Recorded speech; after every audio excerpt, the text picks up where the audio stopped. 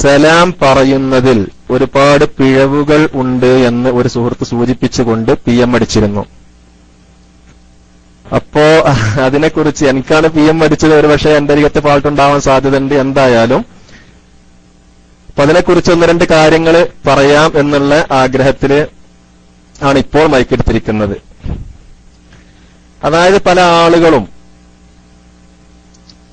ആദ്യമായിക്കൊണ്ട് അൽഹംദുലില്ലാഹി വസ്സലാത്തു വസ്സലാമു അലാ റസൂലില്ലാഹി വഅലാ ആലിഹി വസ്വഹ്ബിഹി അജ്മഈൻ അമ്മാ ബഅദ്. പല ആളുകളും സലാം പറയുന്ന സമയത്ത് പലപ്പോഴും നമുക്ക് ശ്രദ്ധിക്കാവുന്നതാണ് അസ്സലാമു അലൈക്കും എന്ന് പറയുന്ന ഒരു രീതി. അസ്സലാമു അലൈക്കും, അതായത് അസ്സല എന്നുള്ളത് ഒരു വാക്കും മലൈക്കും എന്നുള്ളത് വേറൊരു വാക്കുമായിട്ട് പലപ്പോഴും പല ആളുകളുടെയും ഉച്ചാരണം വരുന്നു. യഥാർത്ഥത്തിൽ സലാം തുടങ്ങുന്നത് അസ്സലാമു അലിഫ്ലാമ് ചേർത്തുകൊണ്ട് അസ്സലാമു അലൈക്കും. അത് രണ്ടും രണ്ട് വാക്കാണ്. അസ്സലാമു അലൈക്കും എന്നുള്ള രീതിയിൽ നമ്മുടെ അരികത്തുനിന്ന് സലാം വരാൻ പാടില്ല. അതുപോലെ അലിഫ്ലാമ് ഇല്ലാതെ സലാം അലൈക്കും എന്നുള്ള രീതിയിലും നമ്മളുടെ അരികത്തുനിന്ന് സലാം വരാൻ പാടില്ല. സലാം എന്നതുകൊണ്ട് ഉദ്ദേശിക്കുന്നത് രക്ഷയാണ്. അള്ളാഹുവിന്റെ ദുന്യവിയും ഉഖ്റവിയുമായിരിക്കുന്ന ഒരു മനുഷ്യന് ലഭിക്കേണ്ടുന്ന രക്ഷ അത് നിങ്ങൾക്ക് ഉണ്ടാവട്ടെ. ആ ആശയം വരണമെങ്കിൽ അലിഫ്ലാം ചേർത്തുകൊണ്ടുള്ള അസ്സലാമു അലൈക്കും എന്ന് തന്നെ നമ്മൾ ഉച്ചരിക്കേണ്ടതുണ്ട്. ഏതുപോലെ ഖുർആനിലെ ഒരു സൂറത്തിൽ പലപ്പോഴും എന്റെ ശ്രദ്ധയിൽപ്പെട്ട ഒരു കാര്യം ഞാൻ എന്നോട് തന്നെ പറയുന്നു. നമ്മൾ വൈലുല്ലിൽ മുസല്ലീൻ അല്ലദീന ഹും അൻ സ്വലാത്തിഹിം സാഹൂൻ അല്ലദീന ഹും യുറാഊന എന്ന് പറഞ്ഞിട്ട് പിന്നെ ഓതുന്ന ഒരു ശൈലിയുണ്ട്. എന്ത്? യംനഊനൽ മാഊൻ എന്നുള്ളോടത്ത് വയം എന്നുള്ളത് ഒരു വാക്കും നഊനൽ മാഊൻ എന്നുള്ളത് വേറൊരു വാക്കുമായിട്ട് പലപ്പോഴും ഓത്ത് ശ്രദ്ധയിൽപ്പെടാറുണ്ട്. വയം നഊനൽ മാഊൻ എന്നല്ല, യംനഊനൽ മാഊൻ. ഇതേപോലെ അപ്പൊ അതുപോലെ നമ്മൾ മൗലായ ചൊല്ലുന്ന സമയത്ത് മൗലായ സ്വല്ലി വസാ അവിടെ വഖഫ് ചെയ്യുന്നു. ശരിക്കും നമ്മളവിടെ വഖഫ് ചെയ്യാൻ പാടില്ല. മൗലായ സ്വല്ലി വസല്ലിം ദായിമൻ. മൗലായ ഒരു വാക്ക്, സ്വല്ലി വേറൊരു വാക്ക്, വസല്ലിം വേറൊരു വാക്ക്, ദായിമൻ വേറൊരു വാക്ക്. പലപ്പോഴും ചിലത് എങ്ങനെയാണ്? മൗലായ സ്വല്ലി വസാ. അവിടെ വഖഫ് ചെയ്തതിന്റെ ശേഷം ലിംദായി മൻ അബദ. അങ്ങനെ അല്ല ബെയ്ത്തിലും ആ രീതിയിൽ നമ്മൾ ചെല്ലുമ്പോ കുറച്ചും കൂടി നമ്മൾ സൂക്ഷ്മത പാലിക്കുകയാണെങ്കിൽ അർത്ഥവ്യത്യാസം വരുന്നുണ്ട്. നമ്മളൊക്കെ ഈ അൽഫിയയിൽ ഒരു ബെയ്ത്തില്ല, അൽഫിയയിലാണ് എന്റെ ഓർമ്മ ശരിയാണെങ്കിൽ എന്താണ്? സ്വഹീഷമ്മിർ വലാ തസൽ ദാകിറൽ മൗതി ഫാനിസിയാനുഹു വലാലും മുബീനു എന്ന് പറഞ്ഞിട്ട് ബെയ്ത്തുണ്ട്. അവിടെ നമ്മൾ നിർത്തി ചെല്ലുകയാണെങ്കിൽ എങ്ങനെ വരിക? സ്വഹീഷമ്മിർ വലാ തസൽ ദാകിറൽ മൗ. അവിടെ വഖഫ് ചെയ്താല് തി ഫനിസിയാനുഹു. അവിടെ മൗത്തി എന്നുള്ളത് ശരിയാണ് ഉച്ചാരണത്തില് അൽഫയുടെ ഒരു ഉദാഹരണത്തിലാണ് തോന്നുന്നുണ്ട് ആ ബെയ്ത്തുള്ളത്. മരണത്തെക്കുറിച്ച് ഓർക്കുക എന്ന് പറഞ്ഞിട്ടുള്ള ഇതേപോലെ ഇപ്പൊ ഖുർആനിലാണെങ്കിൽ വയം നഊന എന്നുള്ളത് നമ്മൾ പലപ്പോഴും നമ്മുടെ ശ്രദ്ധയിൽ വരുന്നു. അവിടെ എങ്ങനെയാണ്? യംനഊനൽ മാഊൻ. അതുപോലെ നമ്മൾ ബെയ്ത്ത് ചൊല്ലുന്ന സമയത്തും മൗലായ സ്വല്ലി വസല്ലിം ദായിമൻ അബദ. നമുക്ക് ആ രീതിക്ക് തന്നെ പോവാമല്ലോ, ഒരു കുഴപ്പമില്ല. കുറച്ചും കൂടി നമ്മൾ സുരക്ഷിതാകും എന്നുള്ള ഒരു അഭിപ്രായം. ഇതേപോലെ ഇന്നലെ സലാമിന്റെ കാര്യത്തിലേക്കാണ് വരുന്നത് ഇൻഷാ അല്ലാഹ്. അപ്പൊ സലാം പറയുന്ന സമയത്ത് നമ്മൾ ശ്രദ്ധിക്കേണ്ടുന്ന ഒരു കാര്യം, സലാം പറയുന്ന കാര്യം അസ്സലാമു അലൈക്കും. അത് രണ്ടും രണ്ട് വാക്കാകുന്നു. അതുപോലെ നമ്മൾ അലിഫ്ലാം തുടക്കത്തിലില്ലാതെ സലാമുൻ അലൈക്കും എന്നുള്ള രീതിയും ഒഴിവാക്കുക. അസ്സലാ എന്ന് കഴിഞ്ഞിട്ട് മലൈക്കും എന്നുള്ള അതും ഒഴിവാക്കിക്കൊണ്ട് അസ്സലാമു അലൈക്കും. ചെറിയ നമുക്കൊക്കെ പെട്ടെന്ന് സാധാരണ കണ്ടുവരാറുള്ള ഒരു സാധാരണ തെറ്റാണെന്ന് തോന്നൂല. പക്ഷെ അറബിയെ സംബന്ധിച്ചിടത്തോളം അർത്ഥത്തിൽ ഒരുപാട് വ്യത്യാസം വരുന്ന കാര്യമാകുന്നു. അതുപോലെ മടക്കുന്ന സമയത്തോ അലൈഹിസ്സലാം എന്താണ് ഇദ്ദേഹം പറഞ്ഞത് എന്ന്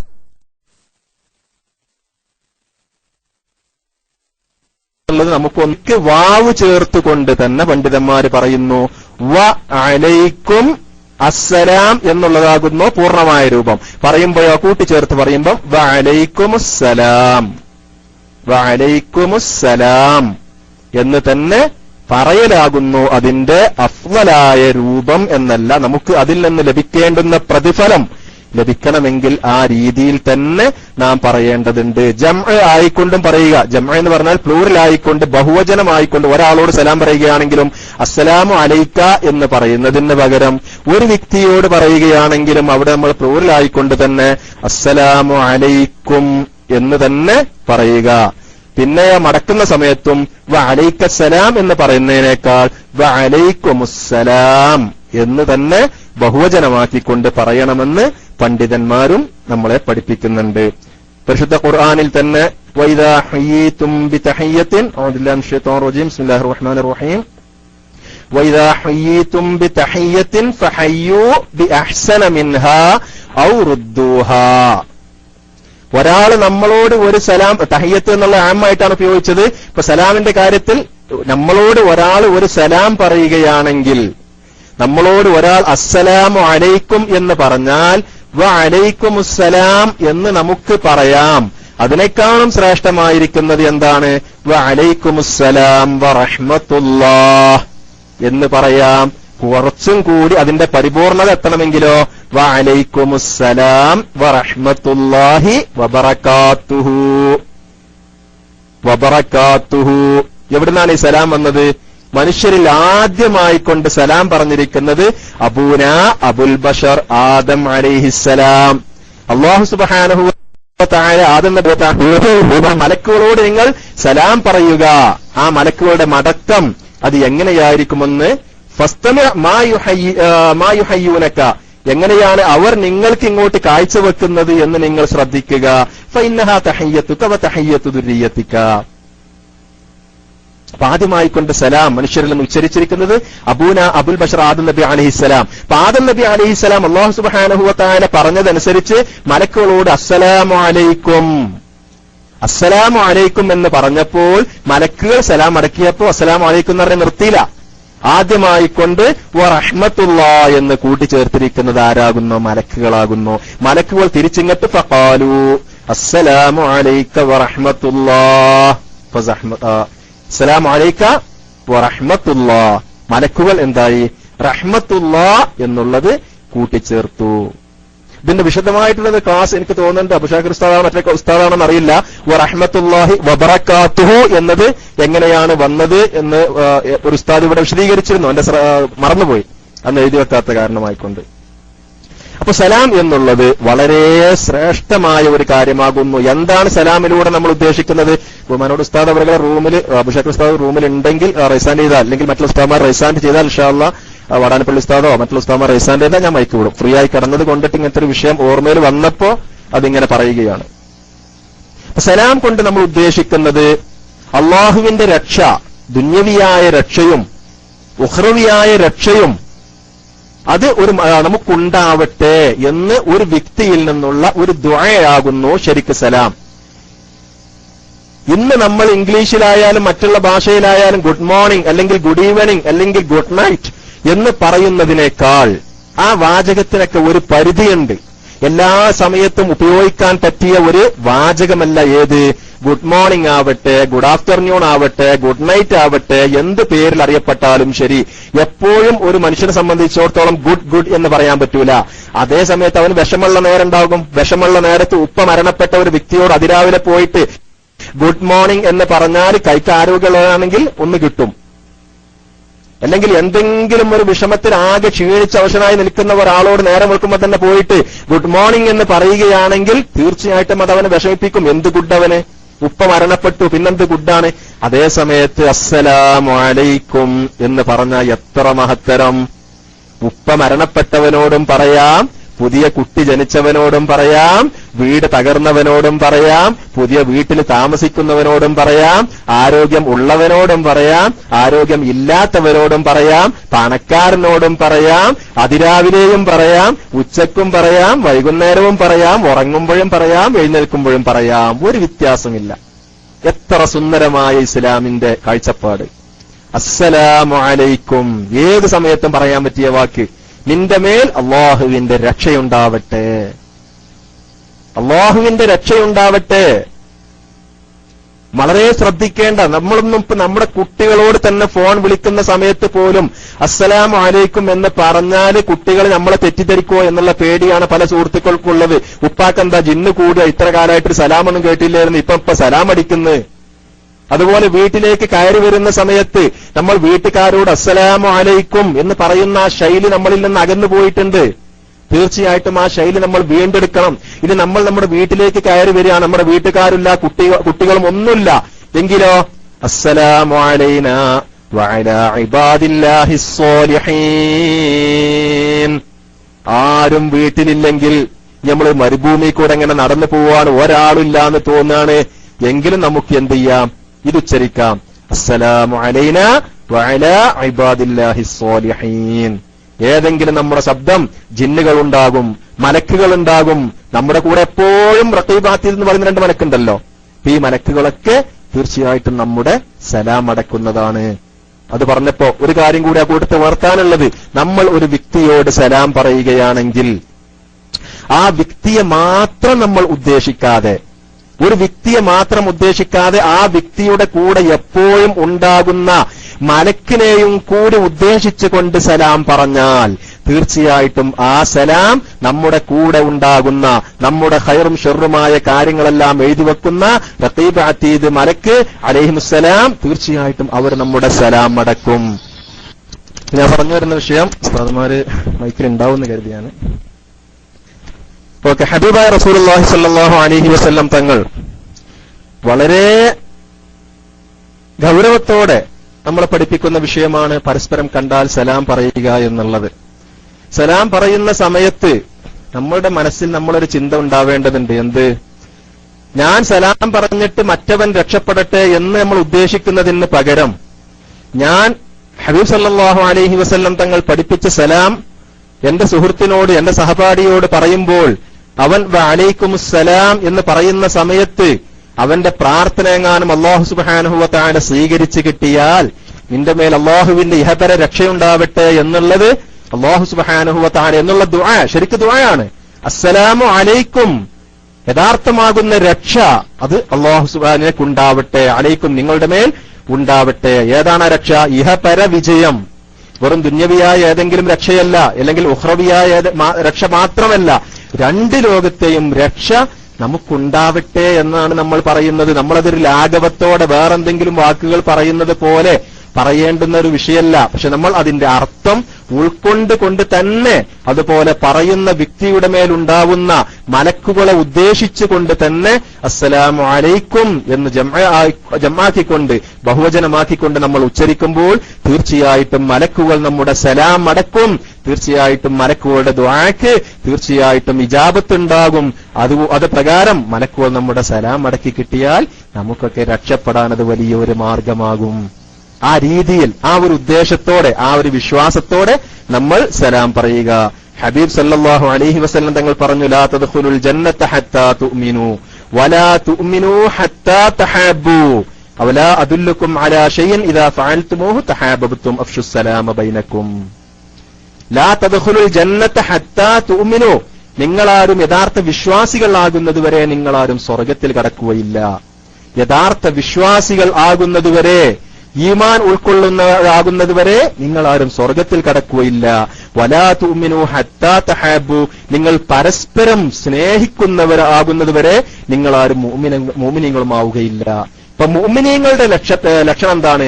അവർ പരസ്പരം സ്നേഹത്തില്, ആദരവില്, ബഹുമാനത്തില്, ആരെയും കുറ്റം പറയാതെ, സാദാത്തുക്കളെ കുറ്റം പറയാതെ, ആലിമീങ്ങളെ കുറ്റം പറയാതെ, ആരെയും കുറ്റം പറയാതെ പരസ്പരം സ്നേഹിച്ചുകൊണ്ട് ജീവിക്കുന്നവരാണ് ആര്? മുഅ്മിനീങ്ങൾ. അപ്പോൾ നിങ്ങൾ പരസ്പരം സ്നേഹമുള്ളവരാകുന്നതുവരെ നിങ്ങളാരും മുഅ്മിനീങ്ങളും ആവുകയില്ല.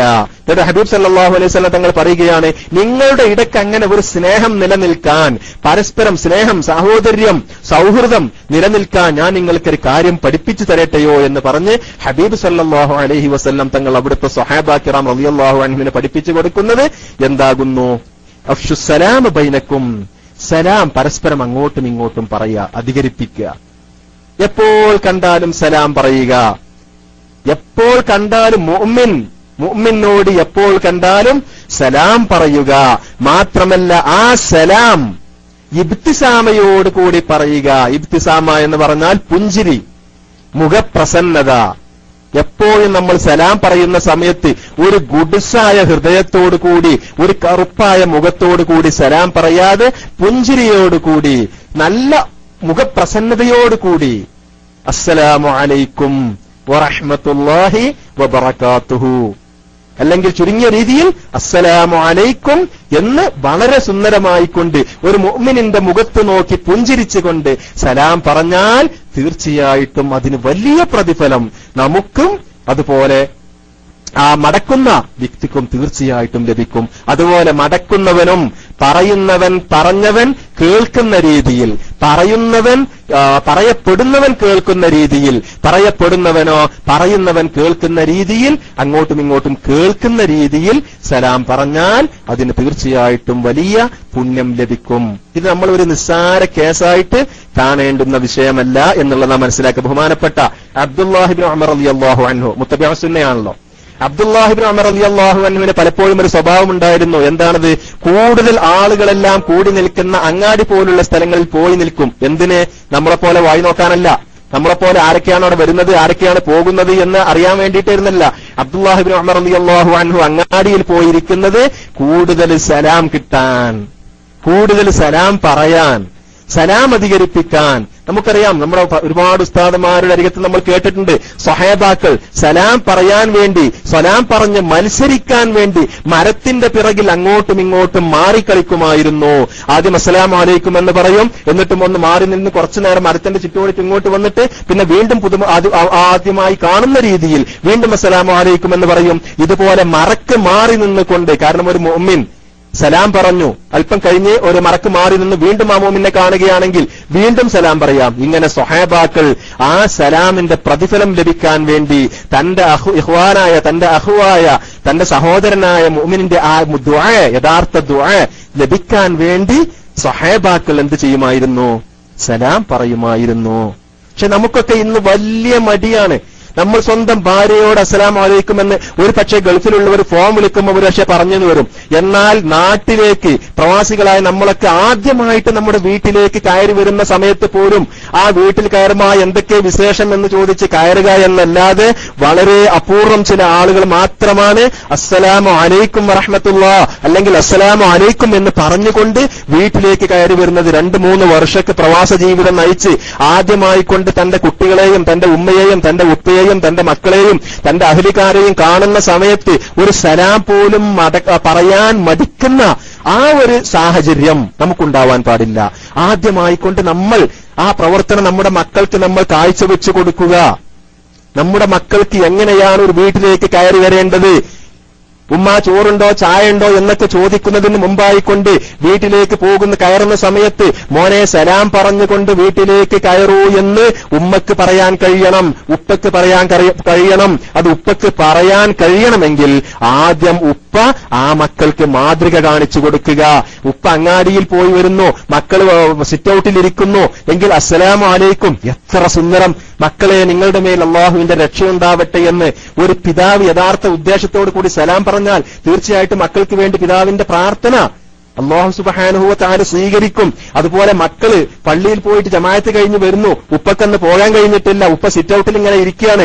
ആ സമയത്ത് മക്കൾ ജമാഅത്ത് കഴിഞ്ഞ് വന്നിട്ട് ഉപ്പ സിറ്റൌട്ടിൽ ഇരിക്കുന്ന സമയത്ത് അല്ലെങ്കിൽ ഉപ്പയുടെ റൂമിലിരിക്കുന്ന സമയത്ത് അസ്സലാമു അലൈക്കും എന്ന് പറയുമ്പോൾ എത്ര സുന്ദരമാണ് സുഹൃത്തുക്കളെ ആ വാക്കുകളൊക്കെ.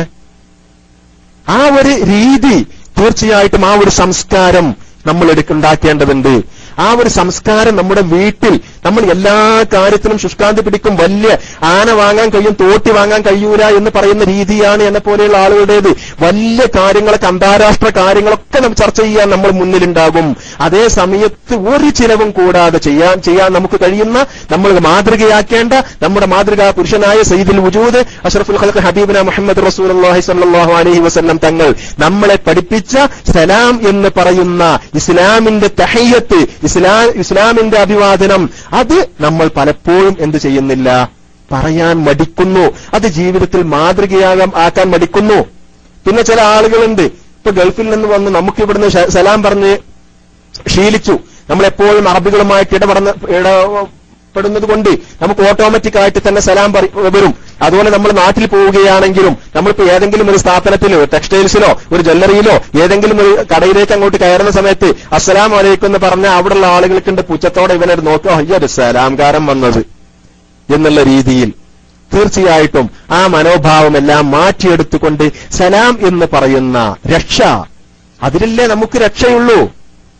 അസ്സലാമു അലാ മനിത്തബഅൽ ഹുദാ, രക്ഷ അത് നിനക്കുണ്ടാവട്ടെ.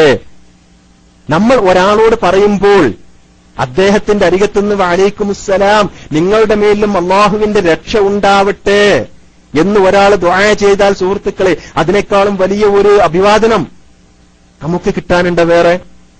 തീർച്ചയായിട്ടും അത്തരം കാര്യങ്ങൾ നമ്മൾ വളരെ ശ്രദ്ധിക്കുക. ഹബീബായ റസൂലുള്ളാഹി സ്വല്ലല്ലാഹു അലൈഹി വസല്ലം തങ്ങൾ ഒരു മജ്ലിസിൽ ഇങ്ങനെ ഇരിക്കുകയായിരുന്നു.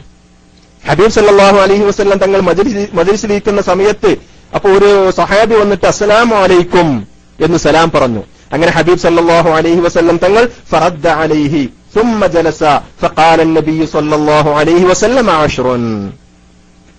ഒരു സ്വഹാബി വന്നുകൊണ്ട് മജ്ലിസിലേക്ക് വന്നുകൊണ്ട് അസ്സലാമു അലൈക്കും എന്ന് സലാം പറഞ്ഞപ്പോൾ ഹബീബ് സല്ലല്ലാഹു അലൈഹി വസല്ലം തങ്ങൾ സലാം അടക്കുകയും ആ സ്വഹാബി അവിടെ ഇരിക്കുകയും ചെയ്തു. എന്നിട്ട് ഹബീബ് സല്ലല്ലാഹു അലൈഹി വസല്ലം തങ്ങൾ പറഞ്ഞു, ആശിറുൻ, 10 പ്രതിഫലമുണ്ട്, 10 പ്രതിഫലമുണ്ട്. അത് അല്പം കഴിഞ്ഞ് വേറെ ഒരു സ്വഹാബി വരുന്നു. ثم جاء آخر فقال السلام عليكم ورحمة الله. വേറെ ഒരു സ്വഹാബി വന്നുകൊണ്ട് അസ്സലാമു അലൈക്കും വറഹ്മത്തുള്ളാഹ് എന്ന് റഹ്മത്തുള്ളാഹ് എന്നും കൂടി കൂട്ടിയപ്പോൾ ഫറദ്ദ അലൈഹി ഫജലസ